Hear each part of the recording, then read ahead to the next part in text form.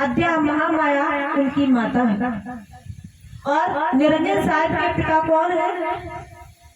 सत्य पुरुष। अब ये अगर हम बात कहें तो तभी तो कहते हैं कि देखो सत्संग रूखा होता है। सत्संग में जो भी बात बताई जाती है वो सत्य ही बताई जाती है, आपके कल्याण के लिए बताई जाती है, आपके भविष्य के लिए बताई जाती है, आपको पुनः मनुष्य का शरीर मिले इसके लिए बताई जाती है। उसमें चाहे लीलाओं के द्वारा बताया जाए, कहानियों के द्वारा बताया जाए, लेकिन सत्य के मार्ग पर चलाने के लिए ही बताया जाता है, सही बात बताई जाती है, दिखाया भी जाता है, उसमें सुनाया भी जाता है।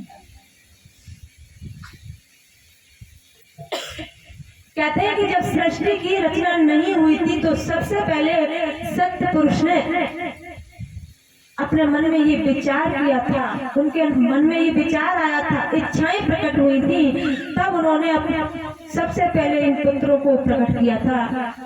निरंजन साहब, जोग जी, जलरंग जी, धर्मराज, कई ऐसे पुत्र हैं जिन पुत्रों को उन्होंने जन्म दिया था। सबसे छोटा उनका ये पुत्र था जो निरंजन साहब है। इन्होंने मानसरोवर पर 3 बार 70 युग तक तपस्या की थी, तब इनको सत्य पुरुष ने प्रसन्न होकर के इस भव सागर का यानी इस संसार का मसीहा बनाया था। इसीलिए आज इस दरबार में जो जहाँ पिता और पुत्र का झगड़ा चल रहा है, यानी सत्य पुरुष और निरंजन साहब का, इसीलिए आज इस सत्य के दरबार में हम लोग सत्संग सुनने क्यों नहीं आ पा रहे हैं? किसी के कारण नहीं आ पा रहे हैं। क्यों? क्योंकि जब 70 युग तक 3 बार उन्होंने 3 बार तपस्या की थी, 70 युग तक, तो सत्य पुरुष प्रसन्न हुए थे। तो कई वरदान उन्होंने मांगे थे, उसमें यह भी मांगा था कि मुझे सृष्टि की रचना का कोई सामान नहीं मिला है, मैं सृष्टि की रचना का सामान लेना चाहता हूँ, कैसे मैं सृष्टि की रचना करूंगा? ये ब्रह्मा विष्णु महेश के पिता ने, निरंजन साहब ने सत्य पुरुष से कहा था। तो सत्य पुरुष ने कहा कि तुम्हारे जो बड़े भाई पूरब पुरुष है उनके पास जाओ, वो तुम्हें सृष्टि की रचना का सामान देंगे। वो बड़े भाई हैं, उनका सम्मान करना, आदर के साथ, सत्कार के साथ उनके पास जाना। तब वो निरंजन साहब पूरब पुरुष के पास गए। बहुत बल था, शक्तिशाली थे, इसलिए बड़े भाई का कोई आदर नहीं किया। अभिमान के साथ, अहंकार के साथ जाकर के पूरब पुरुष कोई भी प्रणाम नहीं किया, किसी भी प्रकार का मान सम्मान न करके अहंकार के साथ गए और तेजी से चिल्लाकर कहे, पूरब पुरुष मुझे सृष्टि का सामान चाहिए। ये अभिमान देख करके पूरब पुरुष ने निरंजन से इनकार कर दिया कि मैं तुझे सृष्टि का सामान नहीं दूंगा।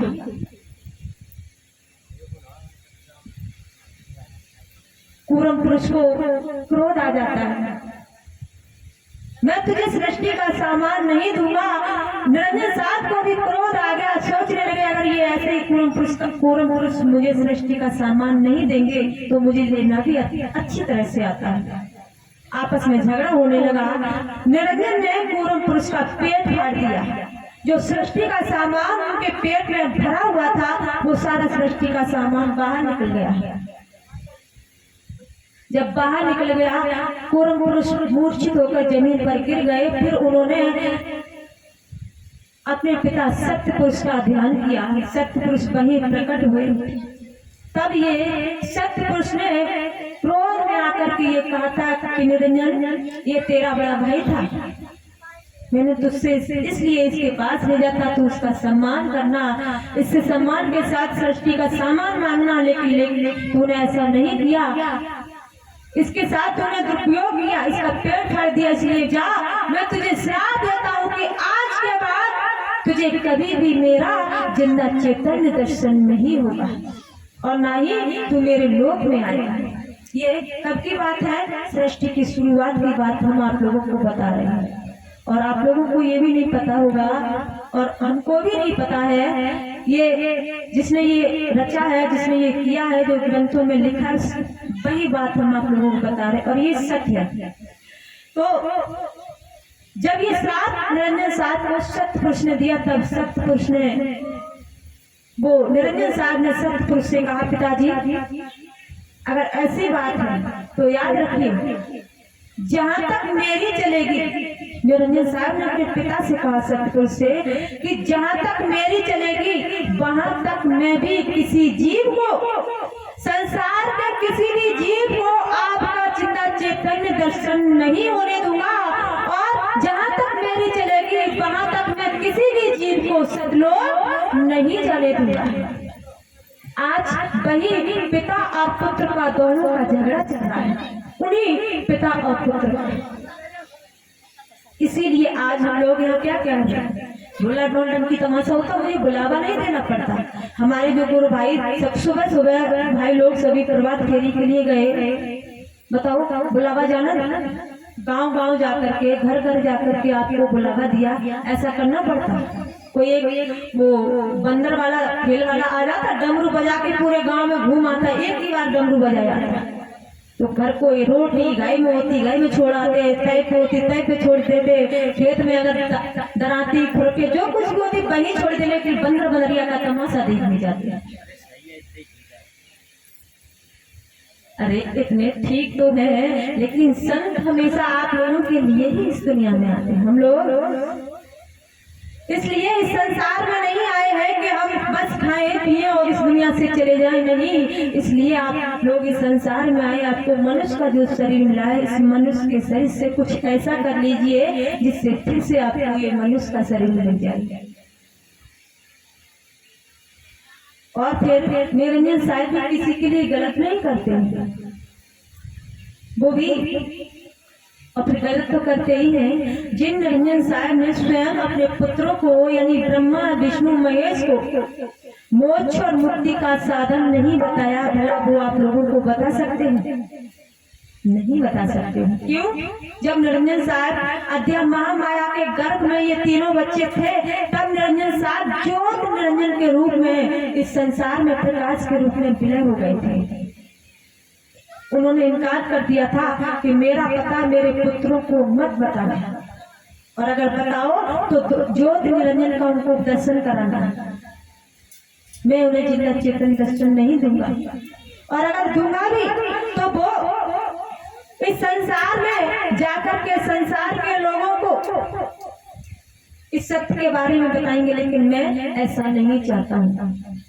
इसलिए ब्रह्मा विष्णु महेश भी मोक्ष मुक्ति को प्राप्त नहीं है, वो भी इस दुनिया में संसार में आते हैं और जाते हैं, उनको भी शरीर धारण करना पड़ता है। वो भी संतों के दर्शन के लिए, संतों के पास जाने के लिए, उनकी सेवा करने के लिए, भव सागर से पार होने के लिए वो भी प्रभु से प्रार्थना करते हैं। इस स्कंद पुराण में भगवान शंकर पार्वती से कहते हैं क्या है,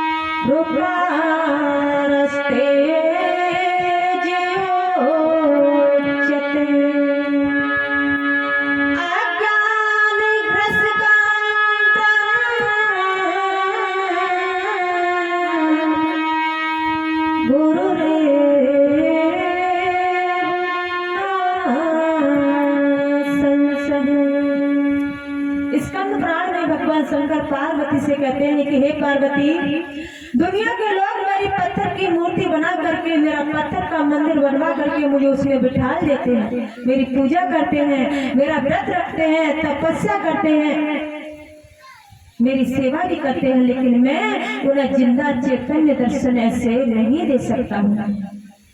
पार्वती ने कहा, स्वामी वो आपके अनन्य भक्त हैं, आप उनको दर्शन क्यों नहीं दे सकते?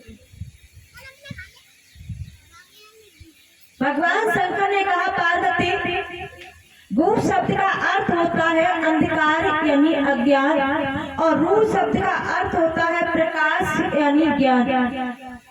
कहते हैं कि जब तक कोई भी संसार का मनुष्य किसी पूर्ण सदगुरु की शरण में नहीं जाएगा, उनके बताए हुए नाम का अभ्यास नहीं करेगा, उनकी महिमा को नहीं सुनेगा, उनकी सेवा नहीं करेगा, उनके बताए हुए मार्ग पर नहीं जाएगा, तब तक मैं उनको जिंदा चैतन्य दर्शन नहीं दे सकता हूँ। इसमें कोई संशय नहीं है। ये भगवान शंकर पार्वती से स्कंद पुराण में कह रहे, हम नहीं, भगवान शंकर कह रहे इस बात को कि हम लोग। और यही बात भगवान राम ने शिवरी को नवदा भक्ति के बारे में बताया था, जो 9 प्रकार की भक्ति होती है। जब शिवरी मातंग ऋषि के यहाँ से ऋषि मूक पर्वत से किष्किंधा पर्वत पर पहुंच करके भजन ध्यान कर रही थी, तो सीता माता को खोजते हुए राम और लक्ष्मण दोनों किष्किंधा पर्वत पर शिवरी के पास पहुंचे। तब उन्होंने भी यही बात बताई थी कि प्रथम भक्त संतन प्रसंगा और दूसरी भक्त मम कथा प्रसंग। इंसान को पहली भक्ति उसको तभी प्राप्त हो सकती है जब वो संतों की संगत में जाएगा। देखो भगवान, हम लोग ये कहते हैं कि भगवान ने गुरु धारण नहीं किए थे, एक नहीं 2 गुरु धारण किए थे भगवान राम ने, भगवान कृष्ण 2 गुरु धारण किए। क्यों? अगर वो चाहते तो स्वयं भगवान थे, उनके पास शक्ति थी, पावर था, वो चाहते तो नहीं करते। संसार के वो सभी लोग उनकी पूजा पाठ करते हैं, लेकिन नहीं, उनको भी गुरु धारण करना पड़ा मर्यादा के कारण। और अगर वो गुरु धारण नहीं करते तो आज जो हम लोग उनकी महिमा का गुणगान करते हैं वो हम लोग नहीं करते।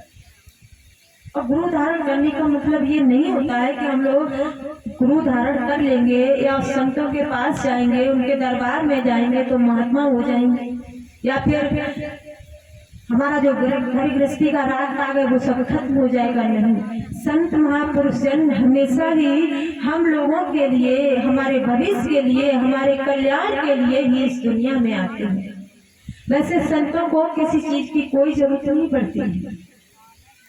हम लोग, आप लोग समझ लीजिए, इसी बात से समझ लीजिए कि अगर हम चाहें तो आप लोगों को कैसे नहीं भेजा सकते, बताओ। अगर हम चाहें तो क्या ये भगवान की लीलाएं हम नहीं खेल सकते? लेकिन नहीं, क्योंकि इस चीज में सारी दुनिया पड़ी हुई है, इससे हमारा कल्याण नहीं होगा। हम भी भगवान की लीलाओं को खेल सकते हैं, हम भी एक नाटक की तरह खेल सकते हैं, हम भी आप लोगों को उसी तरह से रिझा सकते हैं। नहीं, क्योंकि ये सारी दुनिया कर रही है, इसलिए हम लोग जो दुनिया कर रही है उसको ना करके करिए, वो भी एक हमारे लिए ठीक है। मनोरंजन हर तरह से करना चाहिए और इंसान को हर चीज में जाना चाहिए, क्योंकि जब तक वो बाहर किसी भी चीज में घुसेगा नहीं, प्रवेश नहीं करेगा, तब तक वो उस चीज को जान नहीं सकता है। इसलिए हर चीज में उसको जाना चाहिए, जान करके पहुंच करके उसको परखना चाहिए। आप अच्छे, आपको ये लगता है कि मैं कोई बुरा काम करना चाहता हूँ, करिए, हम नहीं रोकते, आप उस बुरे काम को मत करिए, आप पूरी तरह से दिल दिमाग से उस कार्य को करिए। जब आप उसको पूरी तरह से कर लीजिए, आपको कोई उसमें आनंद, कोई सुख शांति, कोई किसी भी प्रकार का आपको कोई उसमें आनंद ना मिले, सुख शांति ना मिले, आप परेशान हो जाओ, तो आप स्वयं समझ लोगे कि वाकई में सच्चा सुख, सच्चा आनंद, सच्ची भक्ति कहाँ है, कैसे है, किसमें। देखो, संतों के दरबार में जाने से हमारे दुनिया में कष्ट दूर होते हैं। संतों के पास जाने से मेरे अंदर शरीर में जो रोग होते हैं वो भी खत्म होते हैं, संसार के जो दुख होते हैं, जो कष्ट होते हैं, जो अशांति होती है वो भी खत्म होती है। एक छोटी सी बात में हम आप लोगों को बताते हैं। एक बादशाह था, सिकंदर बादशाह, जो मुसलमान थे। उनके शरीर में ऐसा रोग था, जलन का, पूरा शरीर जैसे इंसान जल जाता है तो उसके शरीर में फलक पड़ जाते हैं, जगह उस जगह जिस जगह जल गया वो जगह फूल जाती है, तो पूरा शरीर उसका काला पड़ जाता था, पूरा ही शरीर जल जल के इतनी जलन जिसका कोई हम बखान नहीं कर सकती हूँ, इतना जलता था कि परेशान हो जाता था वो मुसलमान। बहुत वेदों से, हर तरह से आयुर्वेदिक, एलोपैथिक, जड़ी बूटियों का हर तरह से उसने इलाज कराया। और वैसे मुसलमान भाइयों में ये होता है कलमा पढ़ दे तो भी रोग खत्म हो जाता है। उनके पास जो कलमा वगैरह कई तरह के होते हैं उनसे रोग भी खत्म हो जाते हैं, लेकिन हर तरह से उसने अपना इलाज कराया। कई डॉक्टर बदल दिए, वैद्यों को बदल दिया, जड़ी बूटियां हर तरह से बताए कि उसका रोग खत्म नहीं हुआ। इतना परेशान था, दिन रात सोता नहीं था। एक दिन वो अपने गांव को छोड़ करके काशी में पहुंच गया। काशी में जाकर के तो काशी में परम संत कबीर साहब जो थे वो शब्द का प्रचार करते थे। अपने गुरु रामानंद के यहाँ आश्रम पर रह करके सेवा करते, भजन ध्यान करते थे। तो कबीर साहब के जो विपक्षी लोग थे, विरोध करने वाले लोग थे, इतना विरोध करते थे कि उन्हें ये लगता था कि किसी न किसी प्रकार से इसे नीचा गिराया जाए।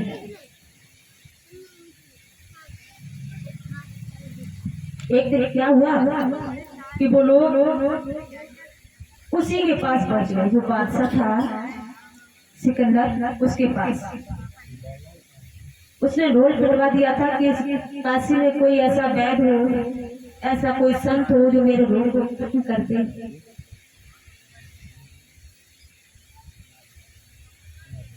जो विरोधी लोग थे उनके पास पहुंच गए, बोले महाराज अगर आप चाहें तो मैं एक संत को बताऊंगा। बोले बताओ कौन है ऐसा? कि काशी में ही वैष्णव पंथ में एक गुरु रामानंद है जो आपके रोग को खत्म कर सकते हैं। संतों के पास ये पावर होता है, वो आपके रोग को खत्म कर देंगे अगर आप उनके पास चले जाएं तो।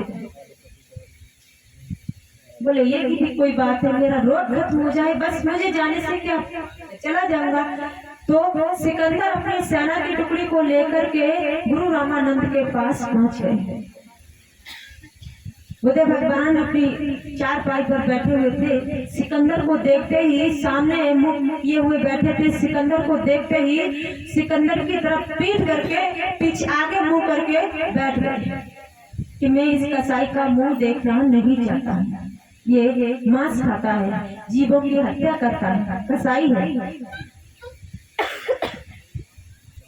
इसलिए बादशाह पास में पहुंच गए। बादशाह ने बार बार प्रार्थना की, महाराज मेरे लग देखिए,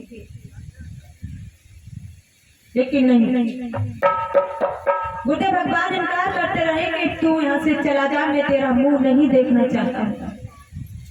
कहा मैं यहाँ तब तक नहीं जाऊंगा यहाँ से जब तक मेरे रोग खत्म नहीं हो जाते। बोले तेरा रोग खत्म हो या ना हो तू यहाँ से चला जा। बहुत देर तक खड़े रहे, काफी देर तक। सिकंदर को क्रोध आ गया और क्रोध के साथ उसने अपनी तलवार को निकाला और बुद्ध भगवान का सिर धड़ से अलग कर दिया। वही उनका सिर काट दिया बुद्ध भगवान का। अब वो तो काशी में बहुत बड़े संत थे, सभी पूरी काशी में चर्चा हुई, बुद्ध भगवान को सिकंदर ने मार दिया। सभी लोग रोने लगे, चिल्लाने लगे, वहीं आकर के गिरने लगे। सिकंदर भी डर की वजह से मूर्छित होकर उसी जगह गिर गया, भयभीत होकर। उसके जो सैनिक थे उसको उठा करके उसको हुजरी में ले गए। सिकंदर को देखा, हुजरे में पहुंचा दिया, बुद्ध भगवान का मृत शरीर वहां पड़ा हुआ है। पूरी काशी में हल्ला मच गया। कबीर को पता चला कि बुद्ध भगवान का कत्ल कर दिया है सिकंदर ने। सब लोग उनसे मिलने के लिए आए। कबीर साहब उनसे मिलने के लिए आए और जो कबीर साहब के विरोधी लोग थे, विपक्षी लोग थे, वो फिर उनके पास गए। देखो जो बेकार इंसान होता है, जिसके कुछ पुण्य ढक जाते हैं, दब जाते हैं, पाप उभर आते हैं, तो वो अपने बात से पीछे नहीं हटता है। उसे जो कुछ करना है वो करना ही है, भले ही मेरे परिवार का या मेरे गांव का, मेरे देश का नाश सत्यानाश होया, लेकिन उसे अपनी चाल चलनी है। जो विपक्षी लोग थे उन लोगों ने फिर वो जो सिकंदर था बादशाह, उसके पास मिल करके फिर गए। बोले महाराज सिकंदर ने कहा तुम लोगों ने तो कहा था वो महात्मा मेरे रोग को ठीक कर देगा, उसने तो कुछ किया नहीं। बोले महाराज भले ही उसने नहीं कर पाया, लेकिन उसका एक शिष्य ऐसा है जिसे रिद्धि सिद्धि प्राप्त है, वो स्वयं को ईश्वर का अवतार बताता है, वो तुम्हारे रोग को जरूर ठीक कर देगा, आप उसके पास जाइए। बोले वो कहाँ मिलेगा? कि वो अब आश्रम पर आ गया है, क्योंकि गुरुदेव भगवान का कत्ल हो गया है, इसलिए वो जरूर वहाँ आया होगा, आप वहाँ जाइए। बोले ठीक मैं जाता हूँ। सिकंदर फिर अपनी सेना को लेकर के फिर वहीं गया आश्रम पर। कबीर साहब अपने गुरुदेव भगवान के मृतक शरीर के पास बैठे हुए हैं। जैसे ही सिकंदर ने अपने कदमों को आश्रम के अंदर रखा और कबीर साहब ने जैसे ही मुड़कर के सिकंदर को पीछे देखा, सिकंदर के शरीर में जो जलन हो रही थी, जो रोग था, गुरुदेव भगवान का दर्शन करते ही जो शरीर में रोग था वो तुरंत ही ठीक हो गया। सिर्फ कबीर साहब का दर्शन मात्र से ही उनके शरीर में जो रोग था, जो मुसलमान था सिकंदर बादशाह, उसके शरीर में जो रोग था, दर्शन मात्र से उसके शरीर का रोग बिल्कुल खत्म हो गया। तेजी से दौड़ करके वो सिकंदर बादशाह कबीर साहब के चौड़ा जाकर गिर गया। प्रभु मुझे माफ कर दीजिए, मुझसे बहुत बड़ी गलती हो गई, भूल से मैंने आपके गुरुदेव भगवान का कत्ल कर दिया। कबीर साहब ने सिकंदर को उठाया, उठा करके उसे अपने कक्ष में ले गए। आपस में बातचीत कर रहे, इधर सभी शिष्य रो रहे हैं। वो विपक्षी लोग फिर आए, फिर उन्होंने वही बात कही कि तुम यहाँ रो रहे हो, तुम्हारे गुरुदेव भगवान का मृतक शरीर पड़ा हुआ है, वो वहाँ कबीर उस तुम्हारे दुश्मन से बातचीत कर रहा है, हंस रहा है, कितने मजे से आनंद ले रहा है। सभी शिष्यों को बताओ, जो तुम्हारा दुश्मन होगा, तुम्हारे गुरु को मार देगा, उससे अगर कोई बातचीत करेगा तो गुस्सा तो किसी को ही आएगा। वो सभी शिष्य गुस्से के साथ गए, 50-60 गाली कबीर को सुना दी, बहुत खरी खोटी सुनाई, उल्टी सीधी सुनाने लगे। कबीर साहब बिल्कुल शांत रहे, कुछ नहीं कहा उन्होंने कि मुझे गाली दे रहे हैं, मेरे बारे में गलत बोल रहे हैं, क्या कह रहे, कोई मतलब नहीं। कहते हैं कि जो संत होते हैं, जो भक्त होते हैं, दुनिया वाले लोग उनकी चाहे बुराई करें, उन्हें चाहे गाली दे, उनके बारे में चाहे गलत बोले, संत भक्त कभी किसी को श्राप नहीं देते, कभी उनसे गलत नहीं बोलते हैं, वो चुपचाप सहन करते रहते हैं। और फिर अगर उन्होंने सहन कर लिया तो नुकसान संत का भक्त का नहीं होगा, जिसने गाली दी है, जिसने बुराई की है, जिसने उनके बारे में गलत बोला है, नुकसान उसका हो जाएगा। कैसे नुकसान होगा? एक छोटे से दृष्टांत में हम बता रहे हैं कि एक गुरु और शिष्य दोनों एक नाव पर बैठे हुए थे। तो उसी नाव पर आकर के जो शिष्य था, उसके गांव का एक फौजी उसी नाव पर आकर के बैठ जाता है। फौज से नौकरी करके आ रहा था। जो शिष्य था, छोटे पे मिले होंगे कभी, अब बड़े हो गए, नहीं पहचान पाए, और शिष्य ने अपने बालों को हटा लिया था, जो सिर था घुट्टा करा ली थी, वेश धारण कर लिया था, इसलिए फौजी पहचान नहीं पा रहा था। फौजी ने ये कहा, लगता तो मेरे गांव का ही है, पता नहीं फिर कौन हो। चुप रहा, काफी दूर तक बैठे रहे, कुछ नहीं बोले। मन नहीं मानता, पूछ लेते हैं। चेहरे के रंग काफी देर तक देखते रहे, नहीं समझ में नहीं आया। तो फौजी ने पूछा भी तो कैसे पूछा, सिर में टीप मार करके पूछा कि कहो कब से महात्मा हो गए। मतलब एक मजाक की तरह से, मजाक करते हुए, हंसी बनाते हुए, सिर में टीप मारते हुए तब कहा कि कब से महात्मा हो गए, घर घर कब से मांगने लगे। शिष्य ने कुछ नहीं कहा। बोले फौजी है, कह रहा है, कहने दो, उसकी मर्जी, जैसी उसे सिखाया गया वैसे बोल रहा है, कोई बात नहीं। कोई जवाब नहीं दिया। फिर दूसरी बार उसने कीक मारी, फिर वही शब्द बोले, मजाक हंसी बनाते हुए, मजाक करते हुए, टीप मारते हुए पूछता रहा, लेकिन उस शिष्य ने कोई जवाब नहीं दिया, चुप रहा। और उसके जो गुरु बैठे हुए थे उसने कहा ये कुछ बोलता क्यों? उसकी तरफ उन्होंने इशारा भी किया, लेकिन शिष्य बिल्कुल चुपचाप शांति से बैठा रहा, क्योंकि बुद्ध भगवान ने ये कहा था कि बेटा खोद खाद पृथ्वी सहे और काट कूट बन रहा है, कटुक वचन साधु सहे और से सहा न जाए। कोई अगर आपको एक थप्पड़ भी मारते तो चुपचाप रहना, उसे कोई श्राप वगैरह मत देना, उसको लौट करके तुम थप्पड़ मत मारना। यही सोच करके शिष्य ने कुछ नहीं कहा। फिर बुद्ध भगवान को गुस्सा भी आया कि कुछ कह क्यों नहीं रहा, कुछ तो कह देता है, मैंने इससे कहा है तो इसका मतलब इतना नहीं कि अपमान पर अपमान सहता रहे। इतनी देर से ये इसको अपमानित कर रहा है, टीप मार रहा है, मजाक कर रहा है, हंसी बना रहा है, कुछ कोई नहीं कह रहा है, कुछ नहीं कहा। उसने चुपचाप बैठा रहा। गांव का आदमी है, फौजी है, देश की रक्षा कर रहा है, क्या कहूँ। तो नाव बिल्कुल किनारे पर पहुंचने ही वाली थी, तब तक उसने जो मल्ला होता है, उसको जो बल्ला होता है पानी को हटाने वाला, उसने ले लिया। उससे नाव खड़ी नहीं हो पाई, उससे पहले बल्ले को ले लिया और ले करके बल्ले को जो भाले में जो नोक होती है उसको नोक को कर लिया ऊपर, और बाकी जो मोटा हिस्सा होता है वो नीचे कर लिया। जमीन पर रख करके दोनों हाथों को बल्ले से पकड़ कर हाथ बल्ला पकड़ा और पूरी तरह से उसने छलांग लगाई। गीला होने की वजह से वो बल्ला रपट गया, फिसल गया और उसकी जो नोक थी उसकी सीधे उसकी छाती में घुस गई। वही मूर्छित होकर गिर गया। लगभग 1-2 मिनट वो जिंदा रहा, तुरंत ही उसकी वही मृत्यु हो गई। तब बुद्ध भगवान ने 2-4 झापड़ अपने शिष्य के गाल में लगाए। मूर्ख, अगर तू इससे जरा सा भी कुछ कह देता, इतनी देर से ये तुझे टीप मारता आया, तेरी हंसी करता आया, मजाक बना रहा है, तेरे बारे में गलत हो रहा है, अगर एक भी तू उसे कुछ झापड़ नहीं मारता, कुछ भी कह देता, क्रोध कर लेता, ज्यादा नहीं थोड़ा सा ही क्रोध कर लेता, तो इसकी चोट तो लग जाती, लेकिन इसकी मृत्यु नहीं होती। अगर थोड़ी सी भी कुछ कह देता तो तेरी वजह से ही आज इसकी मृत्यु हुई है। तूने कुछ नहीं कहा, इसलिए अगर तू कुछ नहीं कहता, तेरे आगे पीछे तू भजन ध्यान करने वाला है, तू संतों की सेवा करता है, तेरे आगे पीछे जो रिद्धियां सिद्धियां हैं, भले ही तूने कुछ नहीं किया है, लेकिन तेरे आगे पीछे जो रिद्धियां सिद्धियां हैं उसने इसे करने दिया है।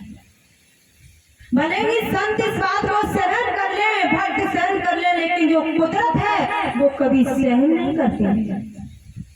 कुदरत का मतलब ये नहीं कि यही सत्संग पांडाल में कुदरत बैठी हो। जो दुनिया में मैं जो कुछ भी देख रहा हूँ, कर रहा हूँ, सुन रहा हूँ,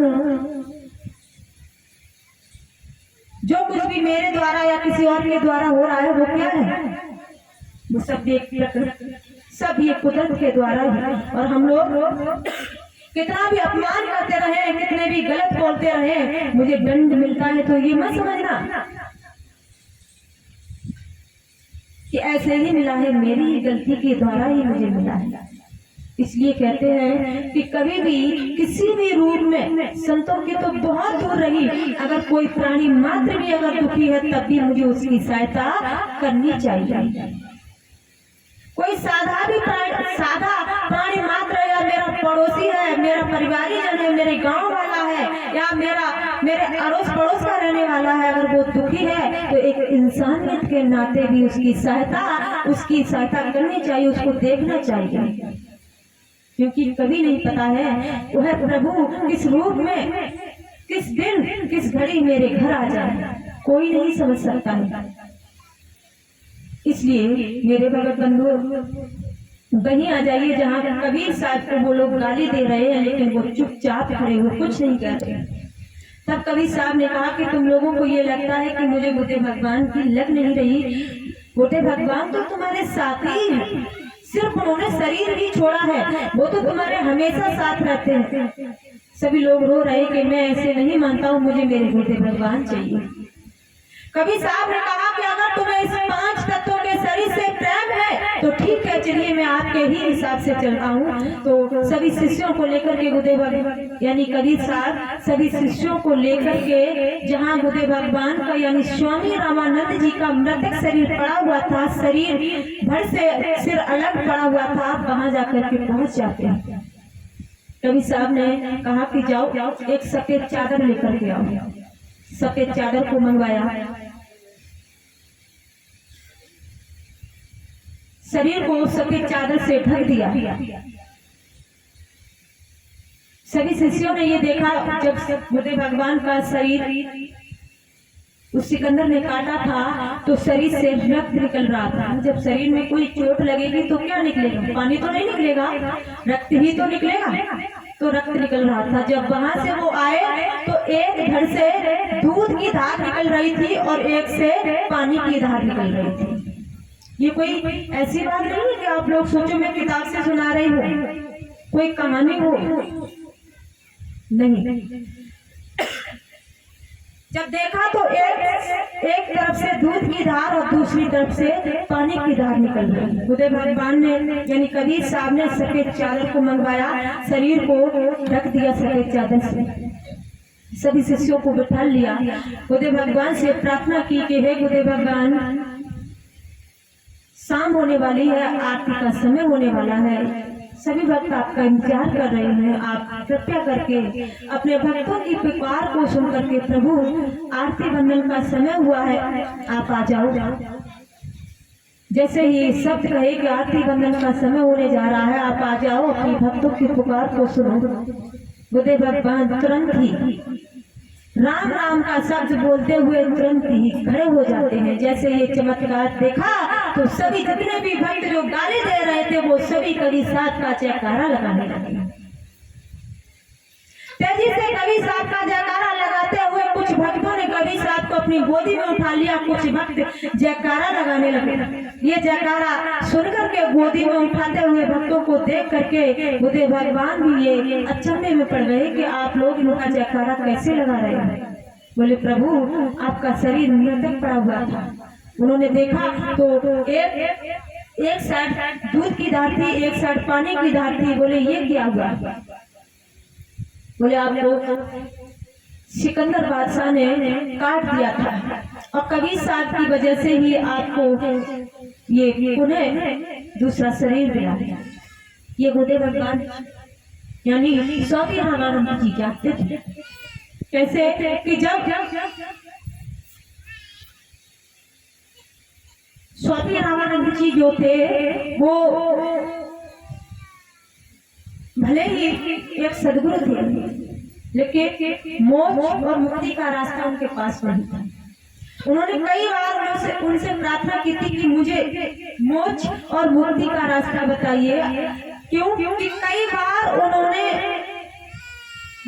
मन में सोचा था अपने मन में स्वामी रामानंद जी ने, तो उन्होंने उनके मन की बात को पढ़ करके ये पहले ही बता दिया था कि आप ऐसा नहीं ऐसे कीजिए। तब उन्होंने कई बार उनको अकेले में ले जा करके कहा कि मुझे आप अपना शिष्य बनाना। उन्होंने इनकार कर दिया था कि इस जन्म में नहीं, अगले जन्म में मैं आपको अपना शिष्य बनाऊंगा। इसलिए वो जानते थे। फिर जो विपक्षी लोग थे उनको और ज्यादा क्रोध आया। क्यों? सिकंदर बादशाह को ये विश्वास हो गया कि इनकी वजह से मेरे शरीर में जो रोग था वो खत्म हो गया और अब मैं इनकी ही शरण करूंगा।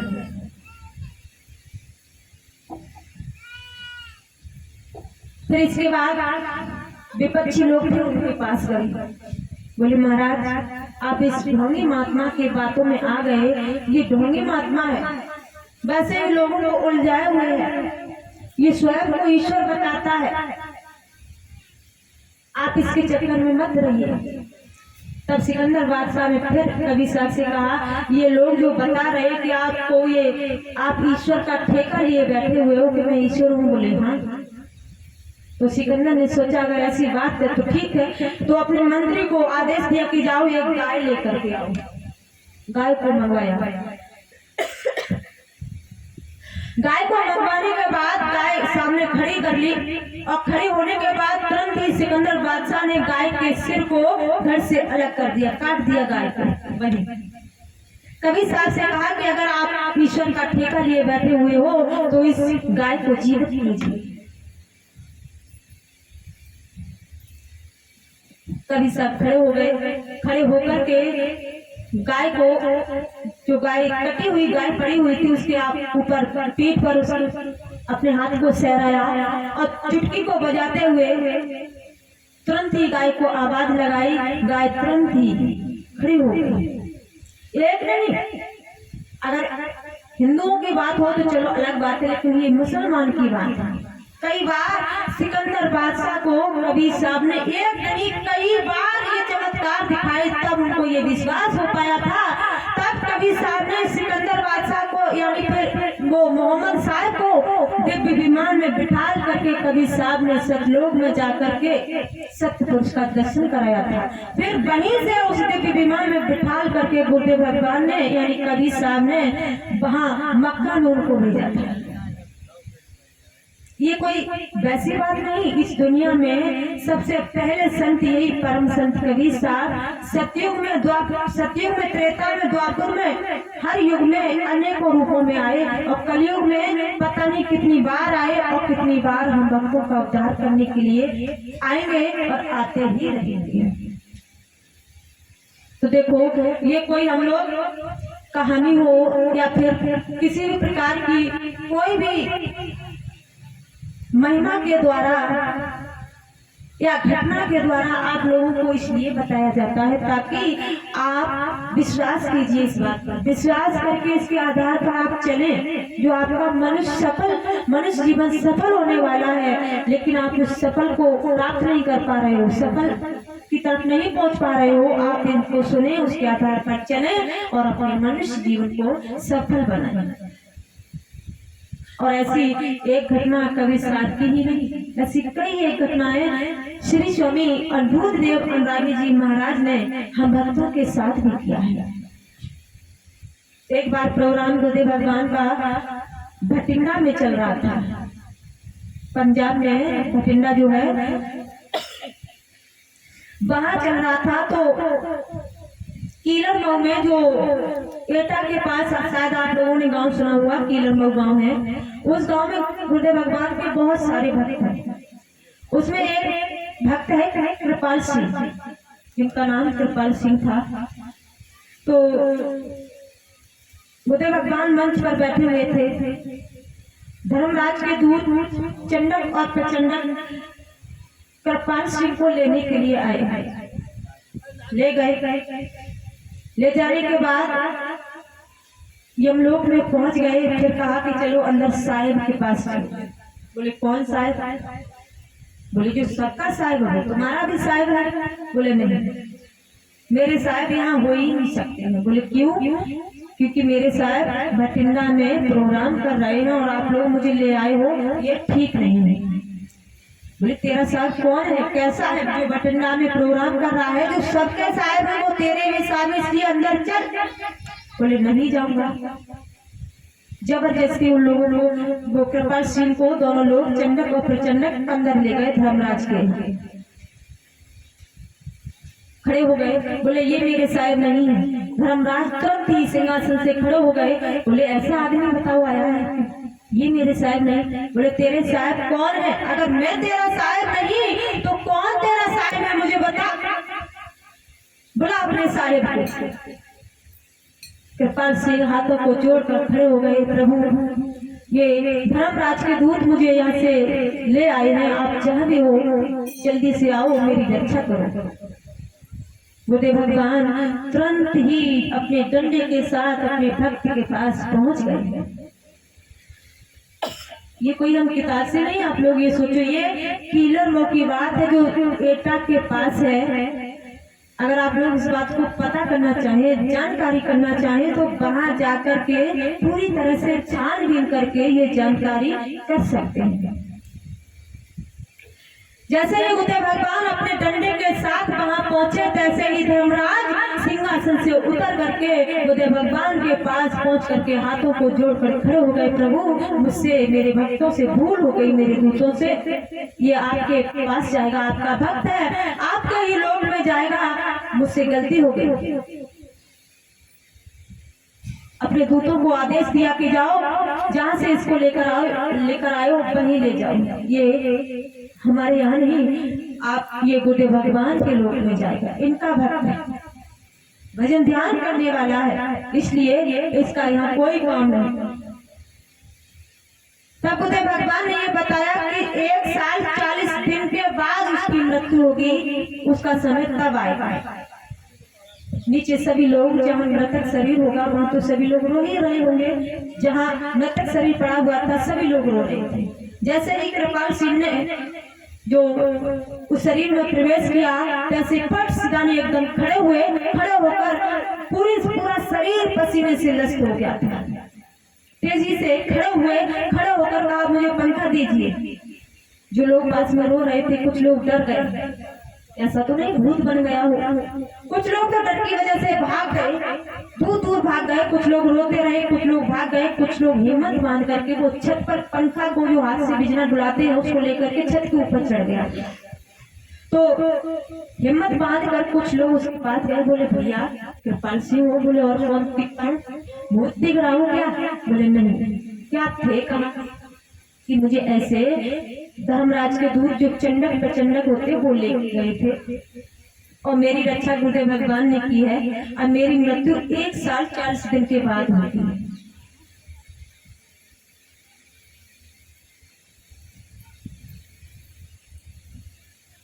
अब मैं 1 साल के बाद 40 दिन के बाद यहाँ से चला जाता। फिर वही दिन आया, 1 साल 40 दिन कृपाल सिंह को याद था ये दिन। सभी लोगों को सूचना दे दी, आज घर से कोई कहीं नहीं जाएगा, घर की सफाई कीजिए, गुरुदेव भगवान तुमको लेने के लिए आएगा। सबको बुला लिया, रिश्तेदारों ने खबर पहुंचा दी, अच्छे पकवान बनाए, चारपाई पर लेट गए, काफी देर तक बैठे रहे, देखते रहे कि अब ये गुरुदेव भगवान मुझे लेने के लिए आएंगे। तो सभी लोग पास में खड़े हुए हैं, कृपाल सिंह को घेरे हुए चारपाई पे। बोले कितनी देर में आएंगे? बोले आएंगे, मुझे दिन यही बताया था और पूरा समय हो गया है, वो लेने के लिए जरूर आएंगे। थोड़ी देर में देखते हैं तो ऊपर से एक दिव्य विमान, श्वेत रंग का यानी सफेद रंग का दिव्य विमान में बैठ करके गुरुदेव भगवान नीचे आ रहे हैं। बैठ करके गुरुदेव भगवान को देख करके कृपाल सिंह ने कहा कि मुझे चारपाई से नीचे उतार दीजिए, मैं गुरुदेव भगवान के सामने चारपाई पर नहीं बैठूंगा, इसलिए मुझे नीचे उतार दो। विमान जैसे ही नीचे आया, कृपाल सिंह को नीचे उतारा, गुरुदेव भगवान के चरणों में कृपाल सिंह ने साष्टांग दंडवत प्रणाम किया। जिस जगह प्रणाम किया वहां भैंस के गोबर का चैटर पड़ा हुआ था। सभी लोग हंस पड़े, बोले हंसो मत, गुरुदेव भगवान खड़े हुए, हंसना न, क्योंकि उन्हीं को देख रहे थे और किसी को नहीं दिख रहे थे। वो लोग समझे गोबर का चैटा पड़ा हुआ है, वहां उसने मत्था टेका, लेकिन उनको तो गुरुदेव भगवान दिखाई दे रहे हैं। गुरुदेव भगवान ने कहा बेटा चलो तुम्हारा समय आ गया है, मैं तुम्हें लेने के लिए आया हूँ। बोले ठीक है। दिव्य विमान में बैठ गए, सभी लोगों से कहा मैं गुरुदेव भगवान के साथ दिव्य विमान में बैठ करके अपने निज घर जा रहा हूँ। सभी लोगों से हाथ को जोड़ करके प्रभु जी जय श्री परमहंस दयाल की बोल करके दिव्य विमान में बैठ करके गुरुदेव भगवान के निज धाम चले गए। तो प्रेम से बोलो सद्गुरुदेव भगवान की। इसलिए कहते हैं क्या कि सत्य धर्म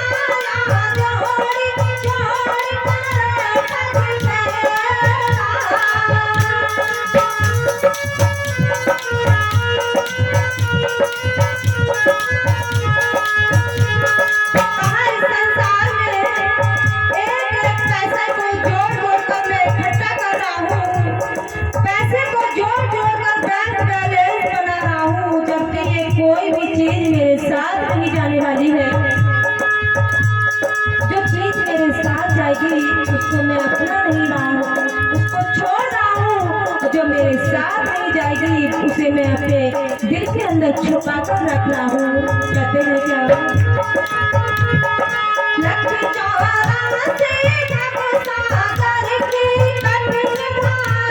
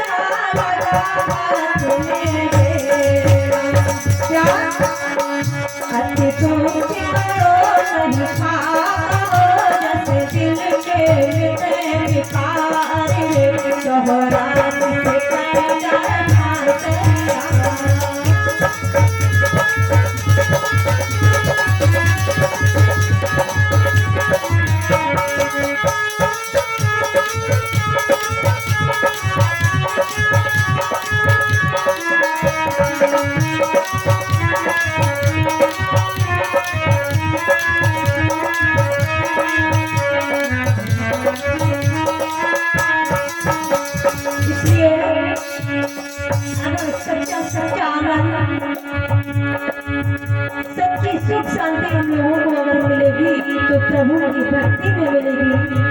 हम लोग कभी यही नहीं कहेंगे आप अपने घर गृहस्थी को छोड़ करके कहीं वेश धारण करके संतों के दरबार में चले जाओ। नहीं, आप अपने घर गृहस्थी को पालते रहिए। जिसकी आप पूजा करते हो, जिसको मानते हो, वो कार्य करते रहिए। सिर्फ हर कार्य को करते हुए, हर काम को करते हुए कुछ अपने लिए ऐसा कमाइए, कुछ अपने लिए ऐसा साधन कीजिए, कुछ अपने लिए ऐसा धन इकट्ठा कीजिए जो मरते समय आपके साथ जाए। इसलिए कहते हैं क्या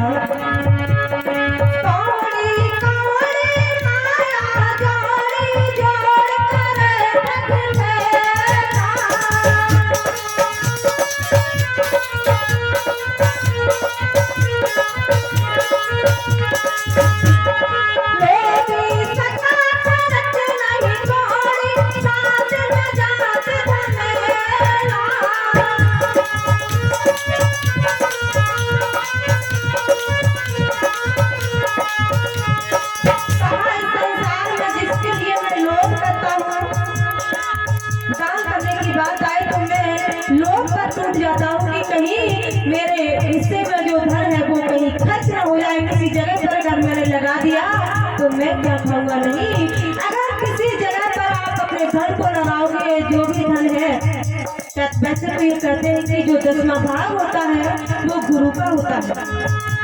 और जो इंसान 10वें भाग को गुरु की शरण में नहीं लगाएगा या किसी धार्मिक स्थान पर नहीं लगाएगा, दान पुण्य नहीं करेगा, किसी मंदिर मस्जिद में नहीं लगाएगा, उसका वो 10वां भाग चोरी में, जुए में, मुकदमे में, शराब में में बीमारी में किसी न किसी तरह से वो 10वां भाग चला ही जाएगा। और फिर ऐसा तो नहीं हो सकता है कि जो 10वां भाग है हमारे घर में रखा हुआ है और चोर घर में आए तो चोर क्या 10वें ही भाग को ले जाएंगे कि भैया और भी इकट्ठा जो उसके हिस्से में पड़ेगा वो सब ले जाएंगे। 10वां भाग उनके हिस्से में जो भी पड़ेगा पूरा अगर पड़ गया तो पूरा ही ले जाएंगे, 10वां भाग नहीं, जो भी पड़ेगा वो सब सफाया कर जाएंगे। इसलिए कहते हैं क्या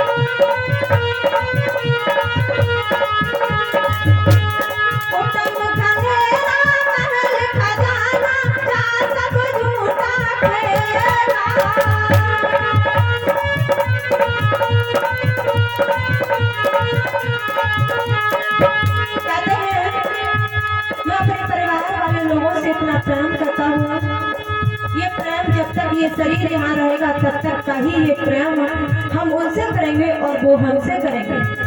जैसे ही शरीर से इस घोंसले से चिड़िया उड़ जाएगी हमारा और उनका संबंध खत्म हो जाएगा। किस योनि में पहुँच जाए, किस गांव में पहुँच जाए, कहाँ पहुँच जाए ये हमको नहीं पता है। इसलिए कोई सच्चा साथी है तो तुम्हारा इष्ट है, तुम्हारे भगवान है जिसको तुम मानते हो, या फिर तुम्हारे सदगुरु, वो जीते जी भी तुम्हारा साथ देंगे और मरने के बाद भी तुमको तुम्हारे निजधाम ले जाएंगे। इसलिए कहते हैं क्या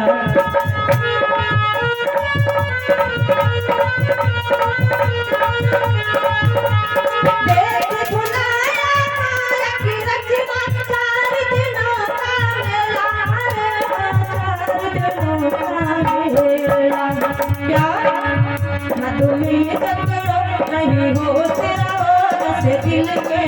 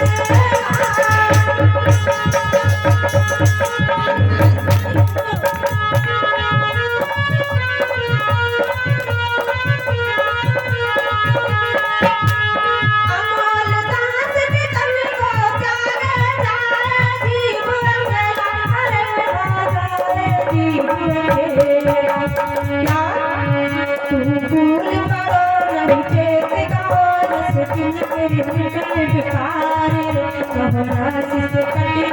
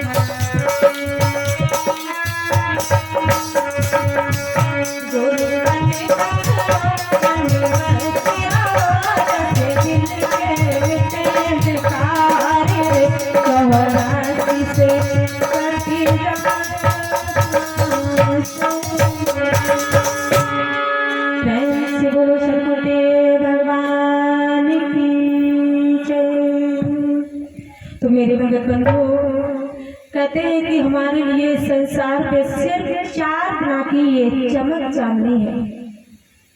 कब अंधेरा हो जाए ये किसी को नहीं पता है।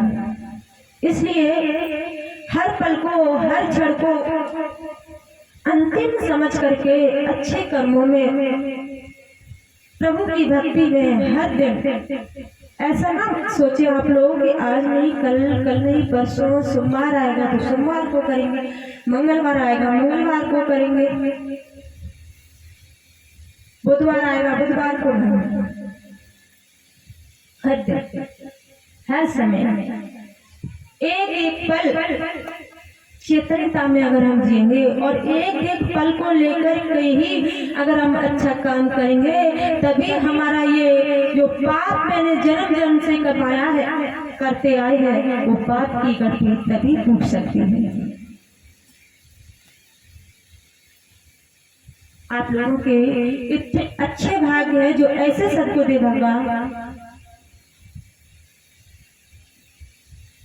हम भक्तों के लिए इस दुनिया में, और इस दुनिया में ही नहीं, हमारे ग्राम खैरपुरा में हम भक्तों का उद्धार करने के लिए, ऐसा मत सोचना कि सिर्फ एक भक्तों का उद्धार करने के लिए, कौन भक्त किस रूप में या कौन भगवान किस रूप में आकर के यहाँ बैठे हो और कौन भक्त यहाँ आकर के कैसे स्नान कर ले, कौन भक्त पार हो जाए, किसी को नहीं पता है। कोई नहीं जानता कि कौन इस सागर से पार हो जाएगा, कैसे स्नान कर लेगा, कैसे इस मोक्ष मुक्ति को प्राप्त हो जाएगा। इतने भक्तों में नहीं हम जानते, नहीं आप जानते। इसलिए जिसके हिसाब में भाव कोई बेचता नहीं, भाव सिर्फ आपके अंदर जागृत होता है। आप जितने भाव से, जितने लगन के साथ आओगे, जितने भाव विश्वास के साथ आओगे, जितने मन से सुनोगे, लगन से सुनोगे, तुम्हारा भाव, तुम्हारी भक्ति उतनी ही बढ़ती जाएगी।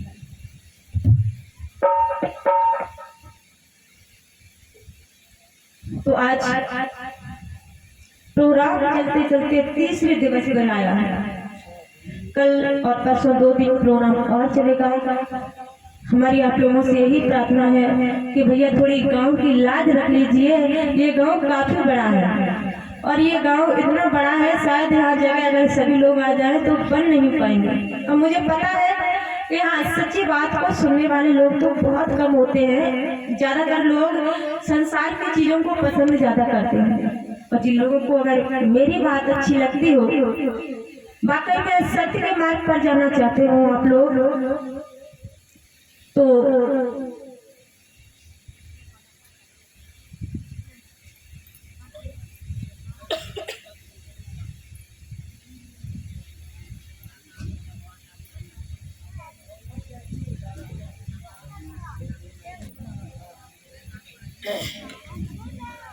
ज्यादा नहीं, थोड़ा सा समय निकालकर बस 2 दिन के लिए आप लोग और इस ज्ञान की गंगा में स्नान कर लें और ज्यादा से ज्यादा संख्या में आप लोग आकर के यहाँ उस ज्ञान की गंगा में स्नान करें। तो अब कुछ ही क्षणों में पूर्ण मसीहा पूर्ण सतदेव भगवान भक्तों को ज्ञान की गंगा में स्नान कराएंगे। सभी भक्तों से प्रार्थना है शांति बनाए रखें और गुरुदेव भगवान की श्री मुख से अमृत बाणी सुने।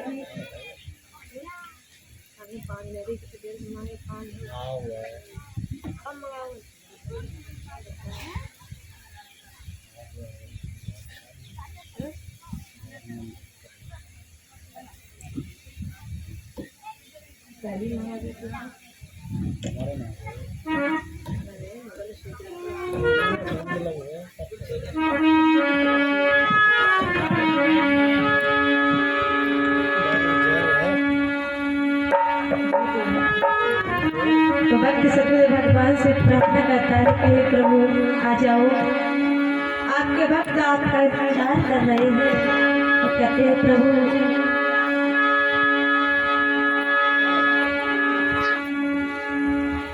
मैं भी इस दुनिया में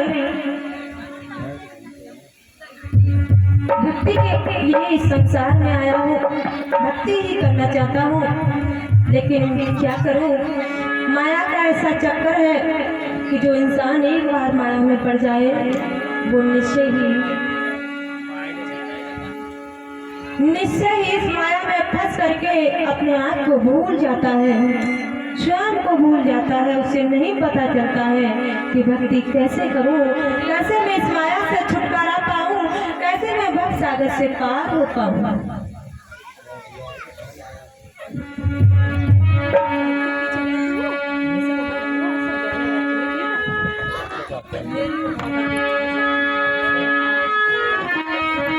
कहते हैं क्या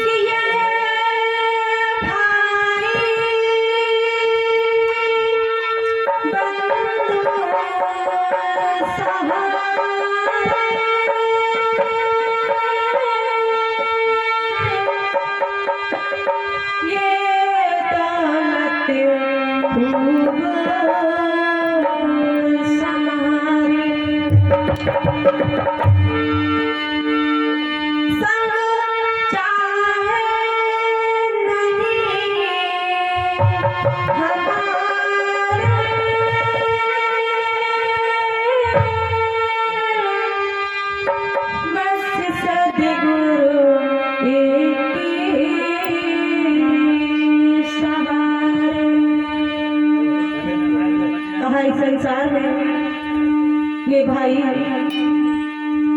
माता पिता परिवारीजन